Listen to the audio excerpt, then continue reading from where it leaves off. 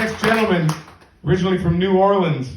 He's a 10-year Army veteran. He lives in Milwaukee now. Please welcome to the stage, William Krolowitz.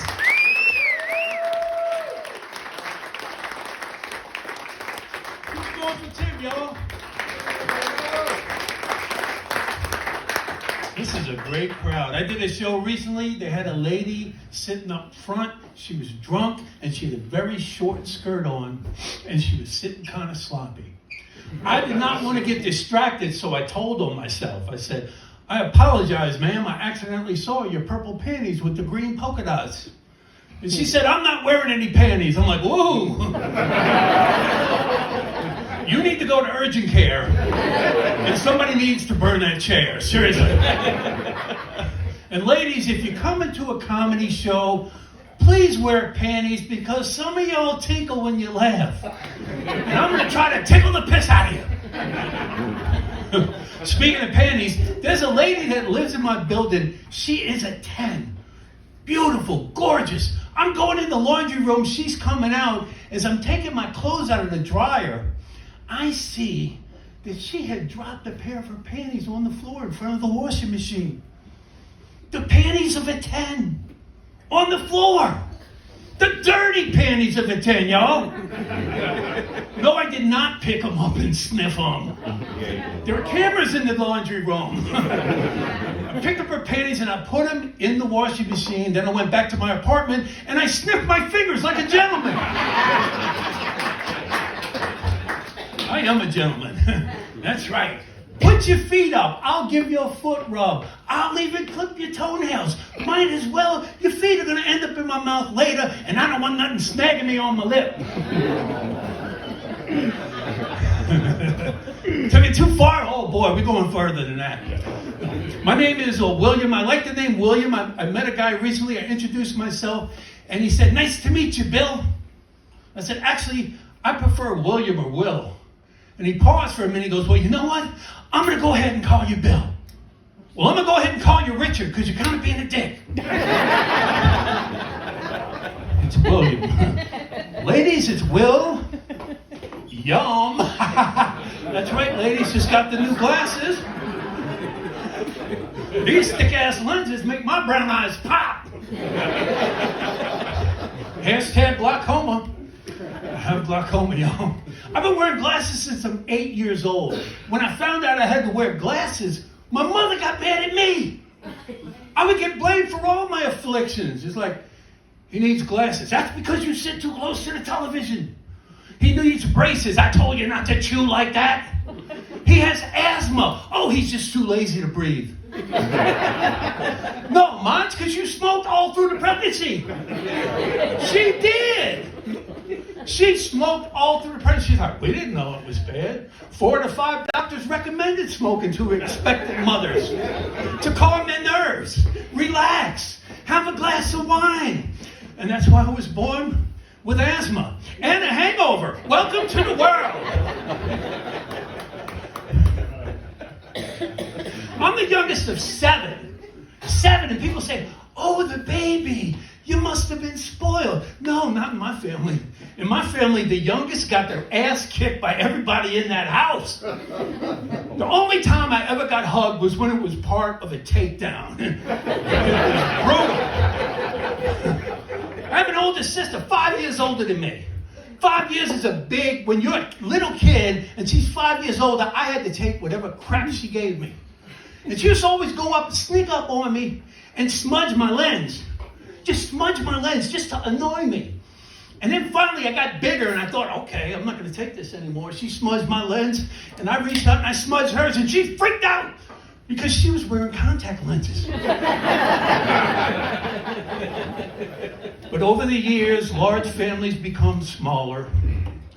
And one by one I had to watch as my siblings departed this earth.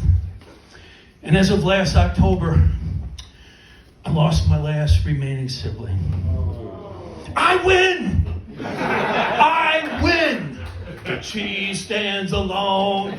The cheese stands alone. I gotta be honest with you. My 2 remaining siblings are not gonna like that joke. What, I gotta wait for them to die before I tell that joke? I can't. I think I'm next. I had to go in for a sleep study. The doctor woke me up and put me on oxygen. That's not good, is it? The doctor's like, whoa, we thought we were going to lose you. Like, what? Your oxygen levels drop to very dangerous levels. If you don't get this CPAP machine with oxygen, there's a very good chance you could have a heart attack or a stroke and die in your sleep. Like, die in my sleep? Oh my God, that is awesome! Who doesn't want to die in their sleep? How did you die? I don't know. I slept right through that shit. First he went to bed, then he woke up dead. He went peaceful, yeah. So, I have asthma, and I caught COVID back in 2020. You know, the OG COVID, the one where you lose your sense of smell. And I ended up in the hospital. It was rough, but I pulled out of it. I'm getting ready to get out of the hospital. The doctor comes into my room. They do a final chest x-ray, and he said, we noticed on the x-ray that you have arthritis in your spine. From the COVID? I said, no, sometimes the parents will pass it down. Did either one of your parents have arthritis? I'm like, my mom's got arthritis, but she's got it in her hand. But she used to always hit me in my spine. That must be... No, that's not how it works. So I was out of work for a couple of months. I finally went back to work. I discovered that they moved my desk. I guess they didn't expect me to survive. I go back, and it's like, you moved my desk? Couldn't you at least have... I've been here 29 years at the time. I'm like, couldn't you at least have a conversation with me and tell me about it before you do it? I feel like a pawn. He said, you're not a pawn. You're a knight because we move you 2 up and 1 over. This is a good crowd, man. No, but I feel like, look, 29 years, they don't respect me. They don't care about me. So now I don't care about them. I'm started going to work late. You haven't been coming in late. Hey, I'm sorry. I got arthritis in my spine, you know. So I was in the restroom at my day job. Somebody was talking on their cell phone in the next stall. That's infuriating. Finally, I had to speak up. I'm like, hey, if I have to sit here and listen to your dumb conversation, how in the hell am I supposed to come?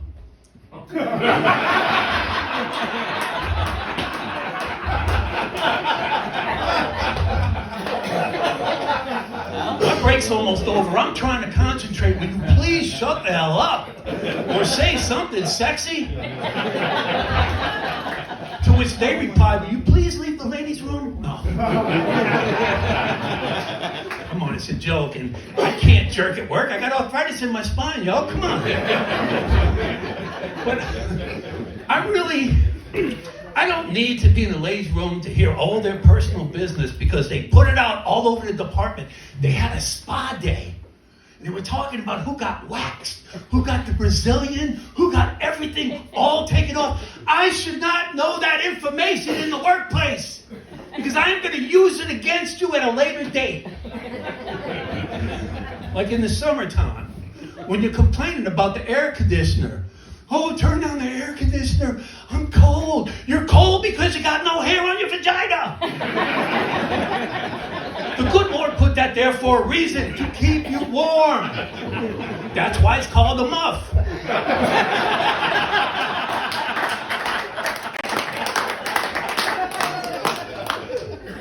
Why should we all have to suffer because she waxed her T-la-la?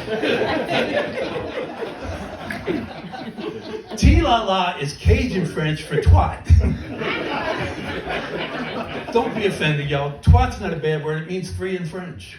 Der, twat, cock. Oh my God, pardon my French. So I have a coworker, and I know I lost my sense of smell when I went back to work, and I have a stinky coworker that I have avoided for like 25 years. And I went back to work, and I couldn't smell her. And I learned something about her. She's delightful. Oh my God. All this time I've been avoiding one of my favorite people on the planet. So I guess for me, COVID has been a little bit of a blessing. So thanks, China. Thank you for COVID. A lot of people blame China for COVID, but come on, let's be honest. It was probably the Jews.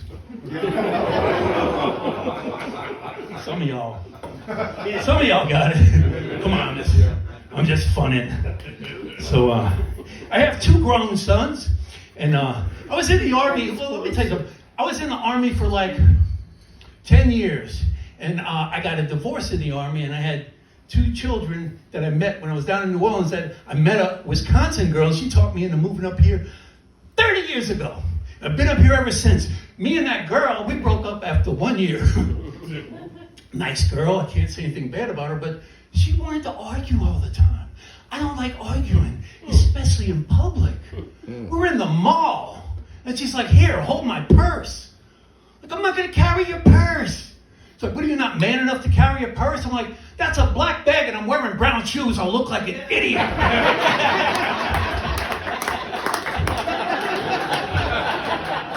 don't want people thinking I can't accessorize, you know? It's crazy.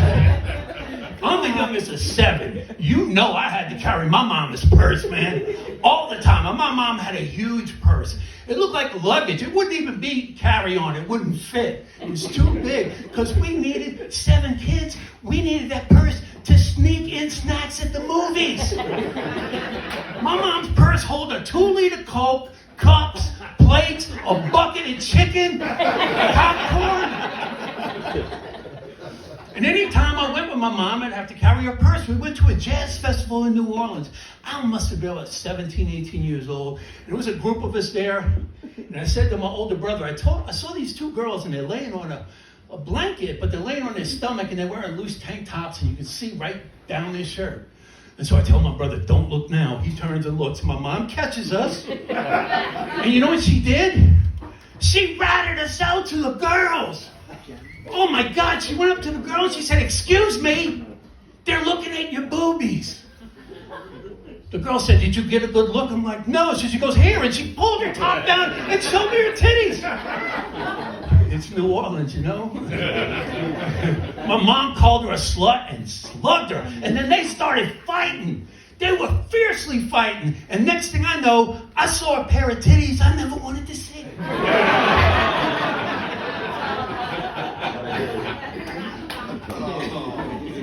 I gotta take that shit to my grave, man. So I opened up my mom's huge purse, and I pulled out another top, and I tossed it to her. And then we got kicked out for fighting, the whole group. I'm glad we didn't get arrested. We go out, and my mom said, let's go to the bar across the street. We took the girls with us, and we had a blast. And I'm not gonna say that girl was a slut, but she did blow me in the bathroom later that night. But I would never call her a slut, because my sons would not appreciate me talking about their mother like that.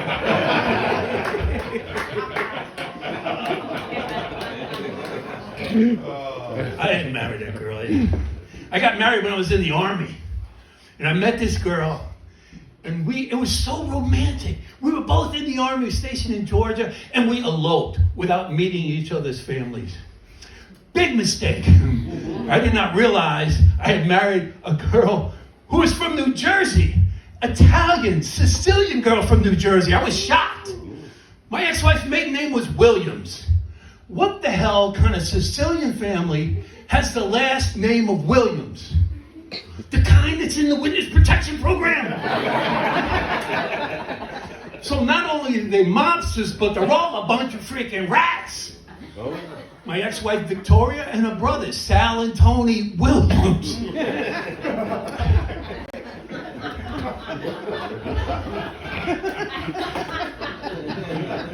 Sal got mad, because we eloped and we didn't get married in church.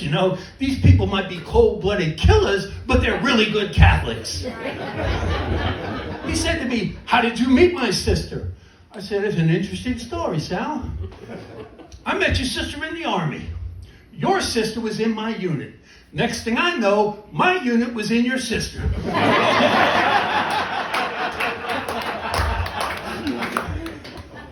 That's right. So we had 2 sons, and then it didn't work out between us. Let's just say I can never say anything bad about the mother of my children. We get along great nowadays, but I was going to Europe, and we were decided to get a divorce. She was getting out of the Army. I don't want my kids going back to New Jersey and learning how to be a man from her brothers, you know? And so I said, listen, let me take them to Europe. Let me have custody of the kids and take them and let them experience Europe. And she allowed it. She said, okay. And while we were gone, she got remarried. Had a couple more kids. And by the time I came back, she got a second divorce. No judgments. Now she's living with some guy, living with some dude. But that's quite all right. I got no problems with that, you know? So I raised my kids in Wisconsin. And I wanted them to get a good education, and I believed that they did. And for Father's Day, when they were in college, they took me out for dinner. And we're enjoying a nice Father's Day meal. A couple comes in with a 5 or 6-year-old kid. They sit down at the table next to us. Kid starts banging on the table, just making a racket. The parents say nothing. The kid gets up from the table, starts running around the restaurant. The parents just ignore it. So my youngest son, who looks like me, turned to me and goes, Dad, I want to thank you for not allowing us to behave like that when we were kids. And when I have kids, I'm not going to let them behave like that either. I hope I can be as good a father to my kids as you were to me.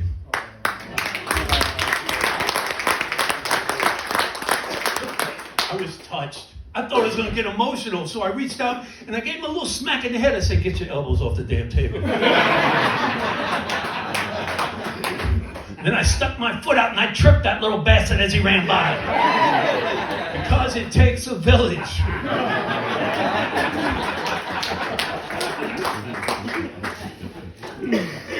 It's hot up here. I think I'm going to have to take off some of this stuff. So, woo! We usually pay extra for that. Oh, nice. Okay, I'll keep going. Trust me. I don't think y'all want to see that. But, where was I? Woo! That feels good. So my son says to me, hey, Dad, how did you and Mom meet? I said, it's a very interesting story, son. I met your mom in the Army. Your mom was in my unit. Next thing I know, my unit was in your mama. That's right. He's a grown man. He could take it, you know. So they grew up.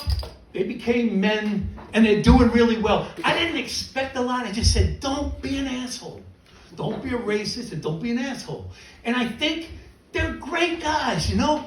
And I love that. And so that son that looks like me had a daughter who looks like him. My granddaughter looks just like me. She's beautiful. Y'all are not supposed to laugh at that. I get it. But I tell her that all the time, how beautiful she is. My son gets mad. He said, don't tell her she's beautiful. Tell her she's smart. Like, yeah, she's not that smart, really. She's a kid. She's learning. I mean, she might become smart, but she's a child. She's not that smart.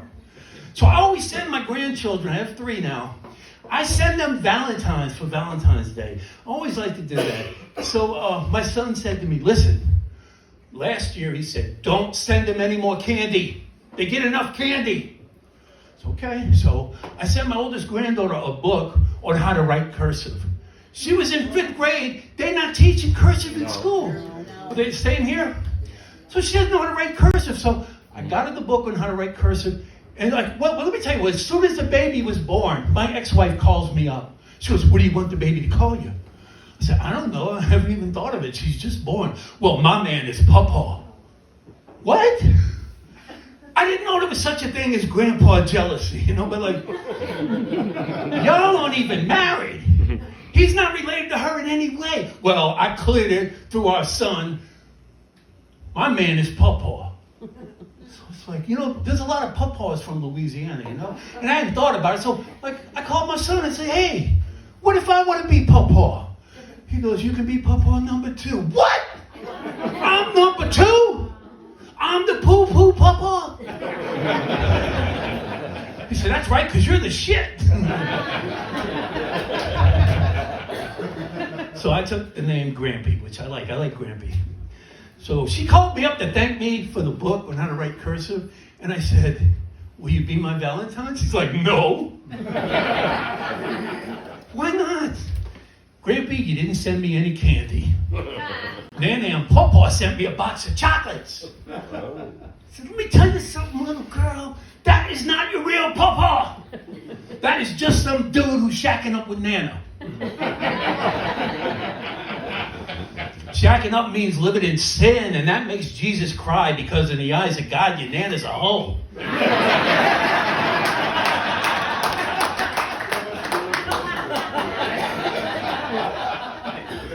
In heaven, that's called a Hosanna. And your Nana is Hosanna in the highest. How did you and Nana meet, Grampy? Oh, that's an interesting story, little girl. I met your Nana in the Army. Your Nana was in my unit. And that's where the story ends, because I'm talking to a child. And then my youngest granddaughter, a year and a half, because of COVID, I didn't get to see her. And she had forgot me. She saw me when she was 2, and then she's 3.5, and she had forgot me. And when she finally saw me, she goes, "What's your name?" "What's my name? I'm Grampy, sweetie." She said, "Who's your daddy?" "I'm your dad's dad, and not only that, you're named after me. Your name is Willa. My name is Will." And she scowled at me and she said, "You just said your name was Grampy." Now I'm involved in a circular argument with a 3-year-old and she's fucking winning. I tried to explain it to her that, look, no, Grampy's my title. See, I'm Grampy to you, I'm Dad to your dad, and I'm Will to everybody else. She said, "That doesn't sound real. I'm going to go ahead and call you Bill."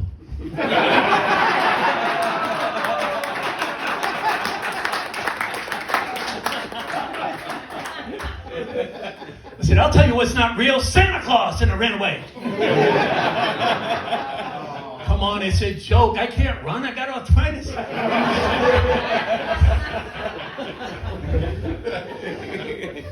So I'll be watching them for 2 weeks while my son and his wife go on vacation in Vietnam. They're going to Vietnam for 2 weeks. I don't know why you want to go to Vietnam. They could go anywhere they want, but that's where they're going. The thing about her is, last summer, her birthday's in July, and I said, "I'm going to take you shopping for your birthday." She said, "That's great, because I know of a terrific little boutique." I'm like, "You're 11. We're not going to a boutique, honey.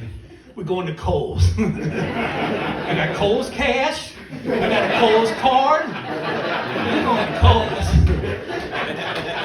They got a lot of nice stuff there, and she picked out a bunch of outfits. I spent a lot of money on her. She said, "Don't tell my parents how much you spent. They'll make me take it back." I said, "No, they won't. They ain't got to know nothing." So as we get ready to leave, she goes, "Grampy, before we go, can we go look in Sephora?" I'm like, "You're 11. What do you need from Sephora?" She said, "Some skincare products." "All right, sweetie, let's go to Sephora." So we go in Sephora, and she picks up a box, and it said beauty treatment, $60. I said, "You are 11. You're not getting this $60 beauty treatment. You're a natural beauty. You know what's great for skincare? Soap and water." I've been visiting for 4 days. I haven't seen you take a bath or a shower. You're crusty. Look at your fingernails. They're filthy. You want a freaking beauty treatment? Your hair smells like a homeless person. If Joe Biden sniffed your head, he would fall down, pass out, and shit his pants.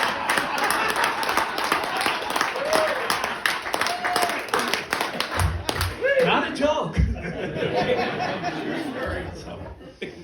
I love them though, man. The girls, they got me wrapped around their finger. Whatever they want, I'm going to get them, you know. So it was her birthday, and she had a friend coming to have their nails done. And then my niece was visited, and she wanted to exclude her and her little sister about getting their nails. "No, it's my birthday. I want to take my friend."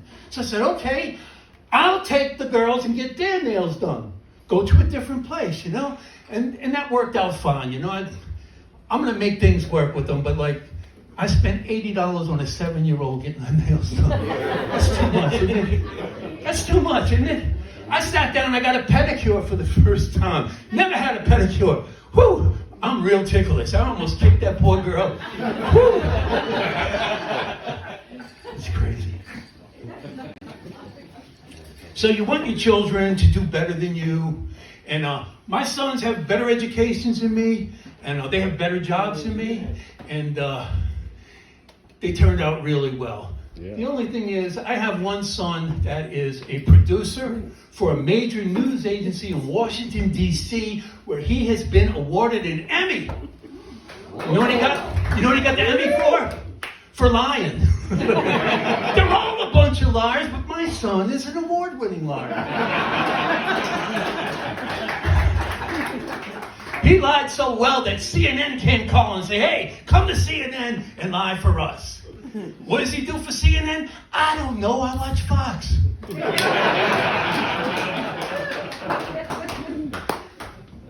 I haven't watched Fox that much since I got Newsmax. That's much better. But, yeah, I'm hardcore with that. But, sometimes he'll occasionally get blackout drunk and pee the bed. And I found that out while we were on vacation with each other and sharing a hotel bed. And I woke up and my pants were wet. And I couldn't wrap my mind around why are my pants wet? Oh my God, you peed the bed? I told him, listen, you have to call housekeeping to get this straightened out, man. This is embarrassing. The hotel room is in my name, you know. So he said, no problem. He picked up the phone. Housekeeping, could you send someone up to change the bed linens? My dad had an accident.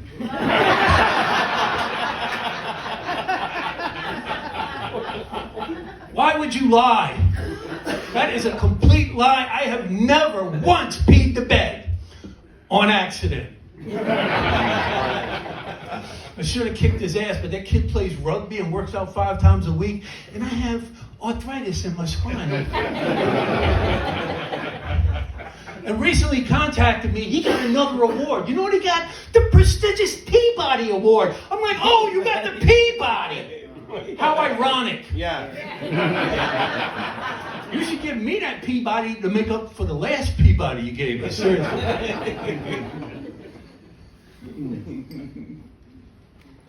I forgot to time myself. I think I'm going to just do a couple more. I think that's about 30 minutes. How long have I been up here? Anyone know? 5 minutes. 12 minutes. So, but, whew, I'm a little out of breath. It's hot up here. It's arthritis. It is. You know about that, right? People who've been there. And you know what I found out recently? It's migrated down my lower back, and now it's in my hip, so yay! So, I mean, this joke is good coming to you when I'm standing. It's not going to be funny if I'm in a wheelchair, but who knows what's going to happen by then. So, it's all good. Let me see, I have a few new things I wanted to try. I don't have them with me, so, all right, before I get out of here. All right, has anyone ever been in New Orleans by round of applause? You know, yesterday was Mardi Gras. You went down there for Mardi Gras? I don't recommend it, I really don't. You can go the weekend before, you can see the parades, it's not as crazy, but going down there for Mardi Gras, it's just, I'm too old for those crowds, I don't want to deal with that. Because I remember when I was younger, I'd be out there in the French Quarter, throwing beads on the balcony, and a cop comes through the crowd on horseback. And he said, hey, if you throw them beads, you go into jail. I'm like, officer, there's beads flying through the air all over the place. You see him? He goes, no, I'm telling you. If you throw those beads, you go into jail. Okay, you got to pick your battles. This is not a battle I could win. So I just put my penis back in my pants. Went on about my business.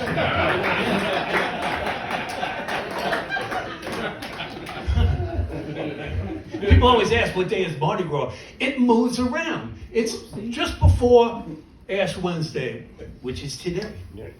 And it's 41 days before Easter.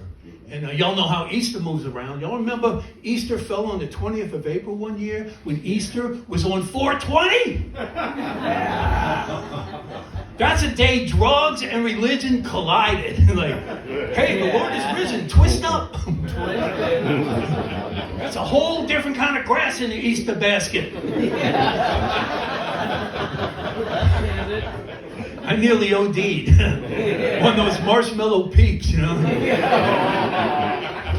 It's not a good idea to get high and go to church. It's not, because organ music's a real buzzkill.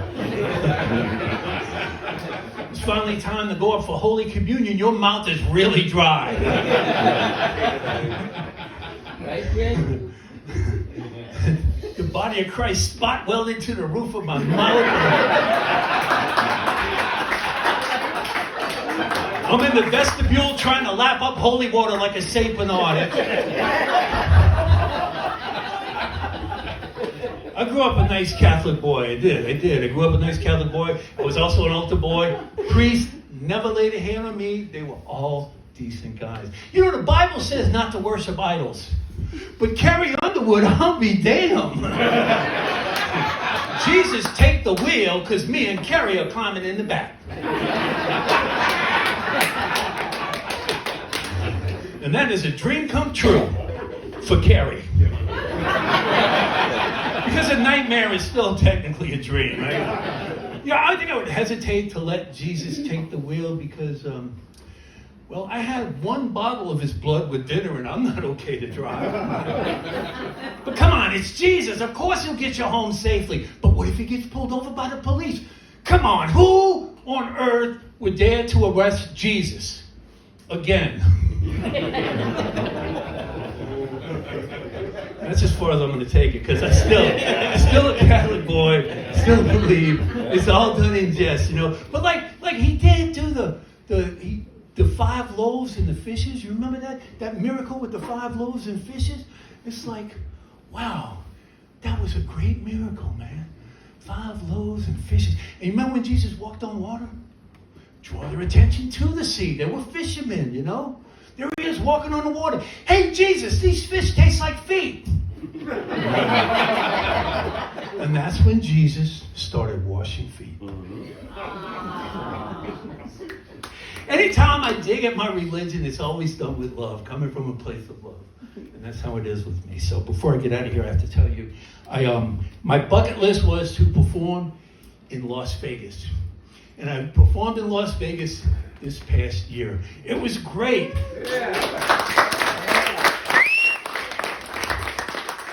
So I used to love traveling. I was stationed in the Army. I was stationed in Greece. I was stationed in Germany. I've been all over the world. And I hate traveling now because I'm afraid I'm going to get yelled at by security.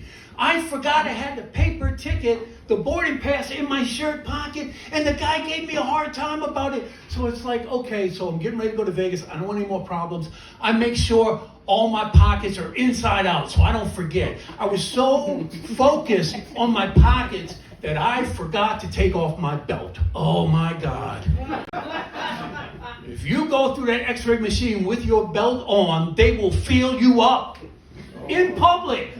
In front of everybody, for free.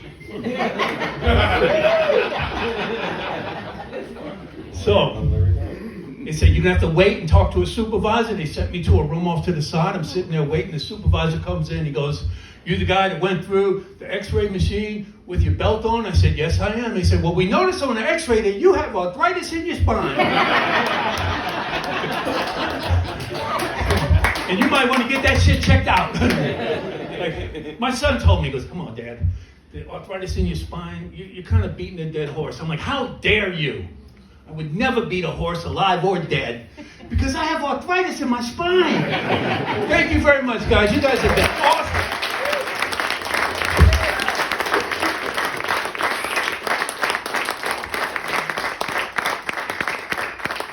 Lee, are you in the room? Is Lee here? All right. You guys ready for your headliner? Yeah! Let him feel the love! He has also performed in Las Vegas. He's worked with Louis Anderson. Please give it up for Lee L.A. Likens!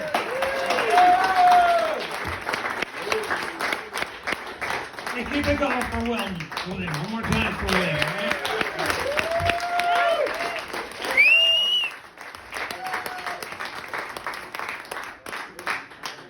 I started comedy a long time ago. All the big dreams like Vegas, New York, Clinton. Yeah! Standing in a storefront in Clinton, I had made it. Holy shit. I got in town early today to drive around and look for shit to make fun of, and there wasn't any. But it is good to be here, man. It is nice to be here. I do a lot of unusual gigs. I do a lot on the Milwaukee, actually Greenfield area. I do a lot of unusual gigs. I performed in the gazebo.